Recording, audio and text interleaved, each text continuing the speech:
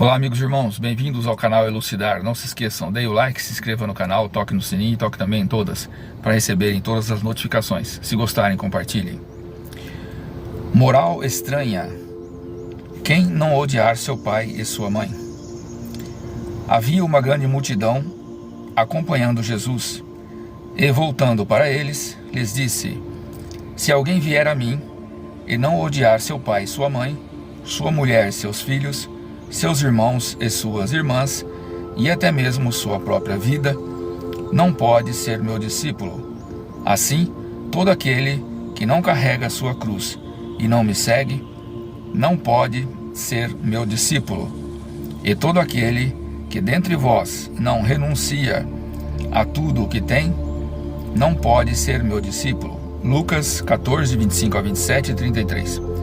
Aquele que ama mais seu pai ou sua mãe do que a mim, não é digno de mim. Aquele que ama mais a seu filho ou a sua filha do que a mim, não é digno de mim. Mateus 10, 37. Certas palavras, aliás, muito raras, fazem um contraste tão estranho na linguagem atribuída ao Cristo, que instintivamente repelimos o seu sentido literal, sem que a perfeição de sua doutrina nada sofra com isso. Escritas após sua morte, uma vez que nenhum evangelho foi escrito enquanto vivia, podemos supor que, nesses casos, a ideia principal do seu pensamento não foi bem traduzida, ou, o que não é menos provável, que o sentido original tenha sofrido alguma alteração ao passar pela tradução de uma língua para outra. Basta que um erro tenha sido cometido uma só vez para que fosse repetido pelos copistas, como se vê com frequência nos fatos históricos. A palavra odiar, nesta frase do evangelista Lucas, se alguém vier a mim e não odiar seu pai e sua mãe, está nesse caso.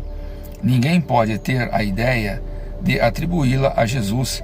Seria inútil discuti-la e pior ainda seria procurar justificá-la. Seria preciso saber inicialmente se ele a pronunciou e, em caso afirmativo, saber se, na língua em que falava, essa palavra tinha o mesmo significado que na nossa. Noutra passagem do evangelista João, aquele que odia sua mãe neste mundo conserva para a vida eterna. É claro que odeia, sua mãe, sua vida. Aquele que odeia sua vida neste mundo conserva para a vida eterna.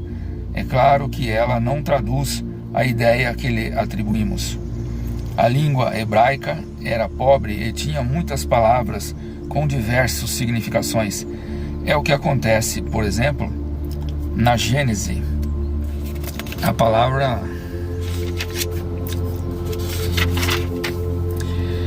que indica as fases da criação serve também para expressar um período de tempo qualquer, e ainda o período diurno, de que derivou sua tradução para a palavra dia, e a crença de que o mundo fora feito em 6 dias.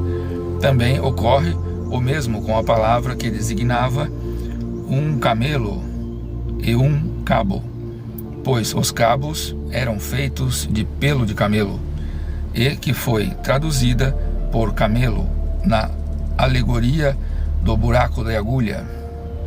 É preciso, além de tudo, considerar os costumes e o caráter dos povos que influem na natureza particular das línguas.